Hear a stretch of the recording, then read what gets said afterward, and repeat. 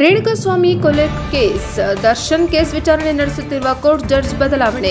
ಬೆಂಗಳೂರು ಚಿತ್ರದುರ್ಗದ ರೇಣುಕಾಸ್ವಾಮಿ ಕೊಲೆ ಪ್ರಕರಣದ ವಿಚಾರಣೆ ಇದೀಗ ಸಿಸಿಎಚ್ ಕೋರ್ಟ್ನಿಂದ ನಗರದ 59ನೇ ಸೆಷನ್ ಕೋರ್ಟ್ಗೆ ವರ್ಗಾವಣೆಯಾಗಿದೆ.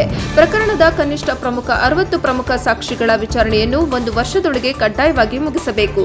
ಸುಪ್ರೀಂ ಕೋರ್ಟ್ ನೀಡಿರುವ ಆದೇಶದ ಪ್ರತಿಯನ್ನ ದರ್ಶನ್ ಪರ ವಕೀಲರು ಬೆಂಗಳೂರಿನ ಸೆಷನ್ ಕೋರ್ಟ್ಗೆ ಸಲ್ಲಿಸಿದ್ದಾರೆ. ಈ ಆದೇಶದ ಅನ್ವಯ ಪ್ರಕರಣದ ತ್ವರಿತಗತಿ ವಿಚಾರಣೆ ನಡೆಸುವ ಹಾಗೂ ಆರೋಪಿಗಳಿಗೆ ಒದಗಿಸಬೇಕಾದ ಕನಿಷ್ಠ ಸೌಲಭ್ಯಗಳ ಮಾರ್ಗಸೂಚಿಗಳನ್ನು ಹೇಗೆ ಅಳವಡಿಸಿಕೊಳ್ಳಬೇಕು ಎಂಬುದನ್ನು ಸುಜಾತಾ ಎಂ ಸಾಂಬ್ರಾಣಿ ಅವರು ಕೊಲೆ ನ್ಯಾಯಾಲಯ ನಿರ್ಧರಿಸಲಿದ್ದಾರೆ.